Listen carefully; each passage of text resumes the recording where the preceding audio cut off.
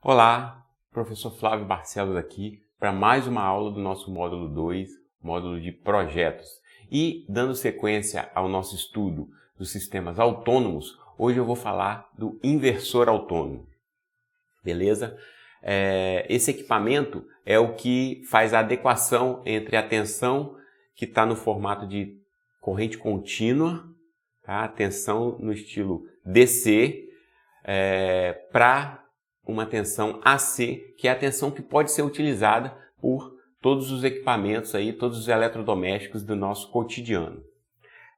Então, assim, quando você faz uma instalação onde você tem a pretensão de utilizar equipamentos que são ligados normalmente numa instalação elétrica comum, como uma residência, é fundamental que haja esse dispositivo chamado inversor, tá?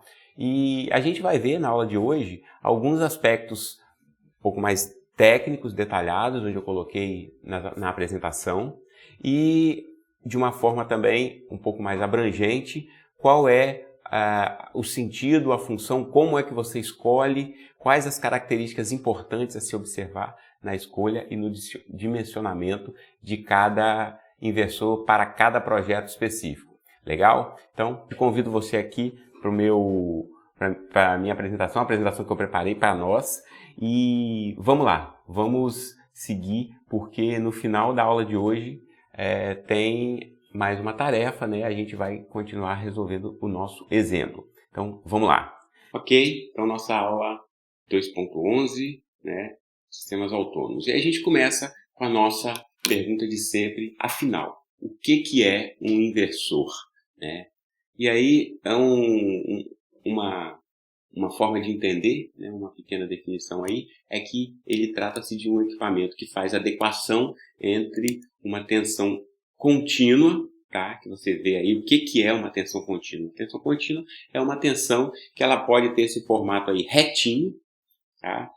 Ou seja, mas a rigor é uma tensão que não tem descontinuidade, ela não fica interrompida ou ela não inverte o seu valor para valores negativos ao longo do tempo. Mas ele vai fazer a adequação desse formato contínuo aí, que é aquela tensão retinha, que é a tensão típica de baterias ou pilhas, e em uma tensão que a gente chama de tensão senoidal, que é essa forma de tensão alternada aí. Tá? Só que a corrente contínua, ela não é sempre nesse formato bonitinho aí, retinho.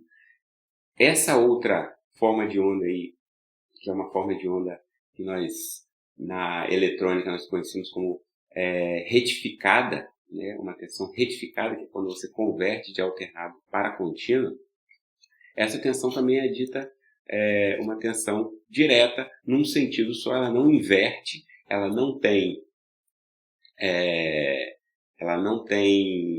valores negativos, tá, ao longo do tempo. E aí a gente tem também uma outra forma que a tensão e a corrente contínua pode se apresentar, tá, com essas pequenas ondulações. Por outro lado, a corrente alternada, né, a alternating current, ela pode se apresentar no formato que é o mais interessante para instalações elétricas, que é esse aí, ó, senoidal, tá, na forma de uma senoide, mas também ela pode aparecer num formato triangular, tá? Num formato retangular, num formato dente de serra. Então, todas elas são, né, tensões ou correntes alternadas, tá? Porque elas alternam o seu valor. Ora, elas são positivas, igual vocês podem ver. Tem momentos aqui ao longo do tempo que ela é positiva e tem momentos que ela se torna negativa, tá? Essa retinha aqui no meio, ó, indica o zero. O zero está aqui. Então, tudo que está acima do zero é positivo, tudo que está abaixo do zero é negativo. Então, a corrente contínua e corrente alternada são esses conceitos, tá? E aí, você pode entender melhor a definição que nós falamos de adequação entre uma corrente contínua transformando em uma corrente alternada. Tá? E aí o inversor, ele, a partir da função e do papel que ele desempenha, ele recebe o nome e o nome mais apropriado para ele, o nome mais correto tecnicamente, seria um conversor DC-AC. Então ele é um equipamento que faz a conversão entre um sinal em direct current, ou corrente contínua, para alternating current, que é corrente alternada. Então DC-AC. Só que o nome inversor, ou inversor de frequência, ele acaba pegando mais no popular, tá? E ele, na verdade, ele vem de uma parte do circuito do inversor, do equipamento conversor DC-AC, que é chamado de inversor de potência. Esse inversor ele tem esse arranjo aí, é um arranjo de transistores, tá? Que são ligados em ponte, e eles têm a possibilidade de ficar pegando uma tensão que inicialmente ela é contínua aqui através de um grupo de baterias e consegue ficar alternando, né, uma hora num sentido, outra hora num sentido, em uma carga. Tá? Isso aqui então é o princípio de funcionamento, é o que tem dentro de um inversor. Mas isso não é uma informação que seja relevante, que seja necessária para você trabalhar com sistemas fotovoltaicos, né? Apesar de ser um conhecimento interessante para que você tenha em mente, tenha ideia do que é que tem dentro de um inversor. Então, ainda na linha, né, do que é o inversor, além dele simplesmente converter de DC para AC, de corrente contínua para corrente alternada, ele também tem que cuidar para ajustar a energia elétrica e colocá-la dentro dos parâmetros que são requeridos para o bom funcionamento de uma instalação elétrica. Tá? Que parâmetros são esses, né? Parâmetros são o formato do sinal. Então, a gente não quer um formato retangular, a gente não quer um formato dente de serra, não quer um formato triangular. A gente quer um formato senoidal. Esse é o objetivo, esse é o ideal, vamos dizer assim. Esse é o ideal. Então, a gente busca um formato desse tipo. Além desse formato, é importante que a amplitude, né, a altura, o valor de pico aqui que essa tensão vai chegar, ela esteja dentro dos parâmetros de uma rede elétrica convencional. Ou seja, se você vai colocar um sistema fotovoltaico para alimentar uma rede elétrica, você tem que fornecer tensões do mesmo nível, do mesmo jeito, muito próxima, muito parecida com o que a concessionária de energia iria fornecer. Então, a amplitude ela tem que ser, nesse valor de pico aqui, ó, de 181 volts, se for um sistema em 127 RMS, 127 eficazes, ou 311 volts, se for um sistema 220 eficazes. Então, esse valor que eu estou chamando de VP é o valor de pico. E o valor RMS é uma conta que a gente faz, divide esse valor de pico por raiz de 2 e chega no valor RMS. Tá? E a frequência também é importante. É importante que ela tenha a frequência de 60 Hz. Ou seja, que esse período, né, de tempo aqui, ó, se isso aqui estiver sendo medido, esse eixo aqui estiver sendo medido em tempo, esse período ele tenha um período correspondente a uma frequência de 60 Hz. Como é que você sabe se o período é correspondente à frequência de 60 Hz? Só dividir. 1 sobre o período vai dar 60 Hz. Então, o período tem que ter em torno de 16,67 milissegundos. Mas isso é o papel do inversor. O inversor vai providenciar isso para você. Desculpa. Nos tipos de inversores, existem, com relação ao formato da senoide que eles produzem, o formato da tensão de saída que eles produzem, eles são divididos em 3 categorias. O primeiro delas, a primeira categoria é o inversor de onda quadrada. Então, ele produz uma tensão alternada, só que ela é nesse formato aqui, ó, que você pode ver nessa figura aqui ou nessa. Então, ela é bem quadradinha, tá? Bem quadradinha. Então, isso aqui, obviamente, está distante, está longe de uma senoide pura. Por isso, esse é um inversor inferior, é um inversor que tem uma qualidade do sinal pior. Tá? Para muitos equipamentos, isso não tem problema, não tem maiores consequências. Para equipamentos mais sensíveis, mais delicados, isso aí é um problema e você não poderia usar um inversor desse tipo. Tá? Então, esse é o inversor mais simples e mais barato. Depois do inversor de onda quadrada, você tem esse tipo aqui, ó, que é o inversor de onda senoidal modificada. Tá? Qual é a diferença? É que ele tem agora momentos onde ele fica em zero. Ó. Então ele fica em zero, depois sobe para uma onda retangular aqui, né, meio quadradinha, depois fica em zero de novo, depois fica negativo, depois fica em zero de novo. Então aqui nessa outra figura você também pode ver que esse sinal aqui, ele tem essas passagens por zero, diferente do inversor de onda quadrada, que ele abruptamente sai do valor máximo positivo e já vai para o valor mínimo negativo. Então, isso aqui não é muito legal, é uma variação de tensão muito abrupta, né? O que a gente chama de DV/dt, muito abrupto, e esse aqui já consegue evitar esse problema, mas ainda não é um senoidal puro. E aí, como que se obtém um senoidal puro? Através de uma tecnologia chamada PWM, que a gente já viu lá nos controladores de bateria. Tá? O PWM, através de chaveamento em alta frequência, ele consegue construir uma senoide.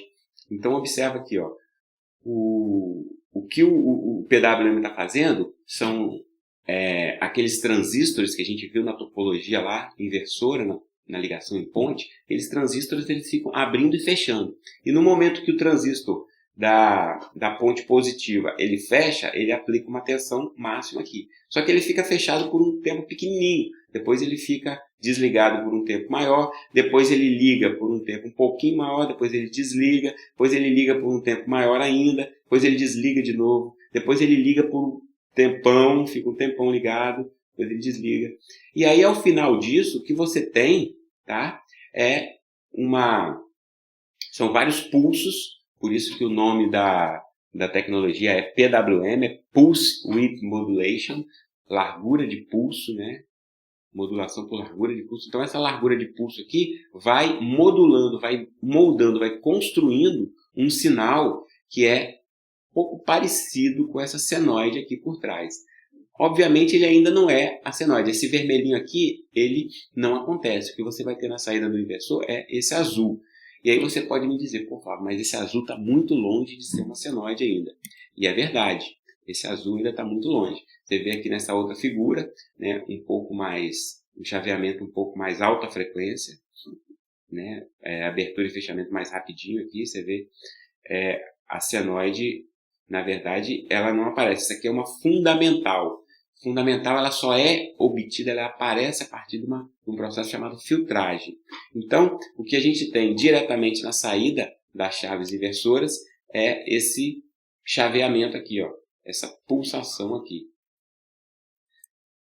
Essa que você vê aí numa figura novamente. E aí, após você passar essa pulsação aí por um filtro, tá? Um elemento filtrado, você obtém realmente a tensão filtrada na saída, que aí ela já tem esse outro aspecto aí.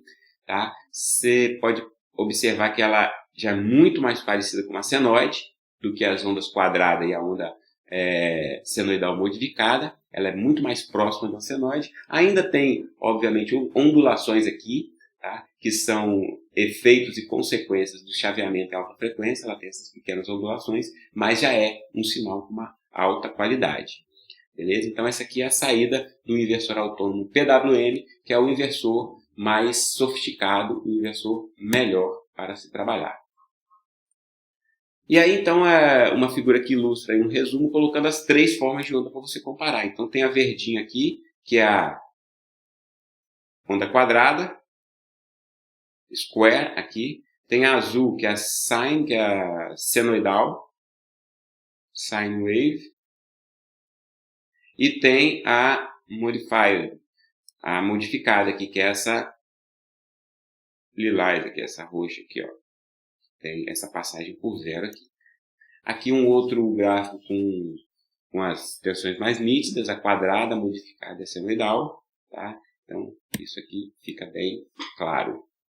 E agora, a gente vai falar alguns aspectos importantes na hora de dimensionar o inversor. Então, primeira coisa que você precisa adequar, você precisa escolher um inversor que tenha a potência, tá, próxima da potência do sistema.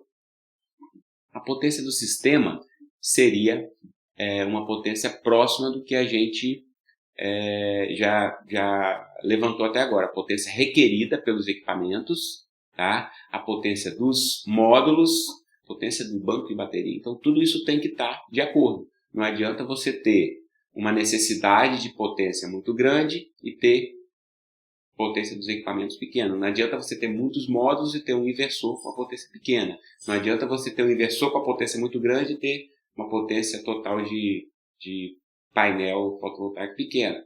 Ou seja, tem que estar tudo de acordo. Outro aspecto importante é a tensão de entrada, a tensão que vai vir dos módulos, do sistema de bateria, do controlador de carga. Essa tensão ela tem que ser suportada na entrada do inversor. E a tensão que o inversor vai fornecer, porque afinal vai ser o inversor que vai alimentar os equipamentos, né? Então ele tem que estar fornecendo um nível de tensão adequado. Não adianta eu ter um inversor que entrega 127 volts na saída dele para eu ligar equipamentos em 220. Tá? Não adianta. E vice-versa também. Não adianta o inversor estar entregando 220 e os equipamentos precisam de 127 para funcionar. Tá? É claro que alguns equipamentos, especialmente os eletrônicos, eles têm a possibilidade de funcionar numa ampla faixa, desde 100 até 250, por exemplo. Então, tanto faz 127 com 220. Só que alguns equipamentos, eles têm uma tensão específica, indicada. Então, você deve saber que alguns equipamentos não permitem variação. Tipicamente, os equipamentos que utilizam motor, tipo ar-condicionado, geladeira, máquina de lavar. Esses equipamentos eles têm uma tensão fixa. Você não encontra um ar-condicionado em 127/220, que funciona nas duas. Você não encontra uma geladeira que seja 127 ou 220, que tem uma chavinha que você muda. Não encontra isso aí. Então, você tem que observar esses detalhes. Beleza? A partir da potência e da tensão, obviamente, você tem como consequência a corrente. Tá? Então, a corrente ela também é importante na hora do dimensionamento, mas ela acaba sendo uma consequência dessas duas primeiras grandezas aí, que são as principais, potência e tensão. Então, a corrente que o equipamento suporta na sua entrada, a corrente DC, e a corrente também que ele é capaz de entregar na saída, a corrente AC.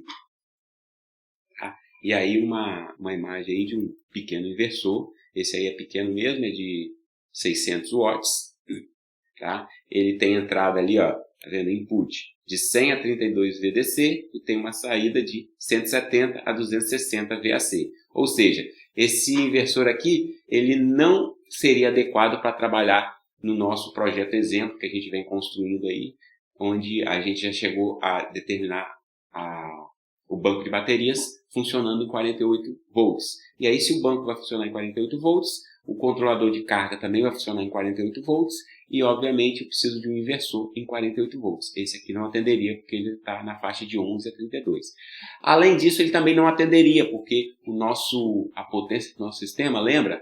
Estava na faixa lá de 1.700, 1.600, 1.700 watts. Então, um inversor de 600 watts também ficaria muito abaixo. E com relação à saída, 170 a 260. É um inversor que só pode trabalhar com cargas em tensão padronizada de 220. O outro padrão de tensão de instalação elétrica seria abaixo disso, seria o 127. Aí ele não atende também. Então a gente tem aqui, ó, o nosso EPC, tá? Vou colocar aqui agora todos os dados e as informações na sua tela. Nosso exercício prazeroso de casa, que é a continuação e é a tarefa de dimensionamento aí, em continuidade ao exemplo que a gente vem fazendo. Tá? Então, a tarefa de hoje seria o seguinte: especifique os módulos, o controlador de carga e o inversor. Então, a gente já tem informações, a gente já fez aulas suficientes sobre controlador, sobre módulos e sobre inversores. E aí você pode baixar alguns catálogos que eu coloquei como exemplo nas aulas, tá? Ou você pode também procurar fazer uma pesquisa na internet, procurar outros equipamentos. Eu coloco alguns catálogos, alguns modelos de equipamento como exemplo, como sugestão, mas vocês têm em mãos a maior ferramenta de pesquisa, maior arsenal, maior biblioteca disponível de dados, de informações. Então isso é interessante também, porque diversifica e traz novos elementos, novos equipamentos. Então você pode ficar à vontade também para escolher equipamentos dentro de outras faixas, e é importante que você pratique também, né? Então a gente quer que você agora especifique os módulos do controlador e o inversor, de acordo com o exemplo anterior que a gente vem fazendo, né? Que é aquela instalação residencial no interior do Amazonas. Note que já calculamos previamente a potência das baterias, né? E a forma de ligação, então a gente tem que se ater àquele esquema que já foi feito. E aí eu tenho como dados aí HSP, hora de sol pleno, que eu acabei esquecendo de colocar aqui no slide, né? Mas recuperando aqui na memória, deu 4.44, 4.44 o HSP na região da instalação lá no Amazonas, 4.44, beleza? Anotem aí. A potência requerida que nós calculamos foi de 1.670 watts pico. São 8 baterias de 220 ampere-hora, ligadas 4 baterias em série, em 2 ramos paralelos, então são 2 ramos de 4 baterias em série, ou seja, a tensão do sistema, a tensão DC do sistema é 48 volts. E a tensão AC da instalação elétrica, os equipamentos lá, eles trabalham na tensão padrão, na tensão normal lá do Amazonas, que é 127 volts. Beleza? Então, com esses dados aí, vocês agora são capazes de dimensionar e de escolher os módulos, controlador de carga e o inversor. Legal? Então, por hoje é isso. Até a próxima aula e até mais. Tchau!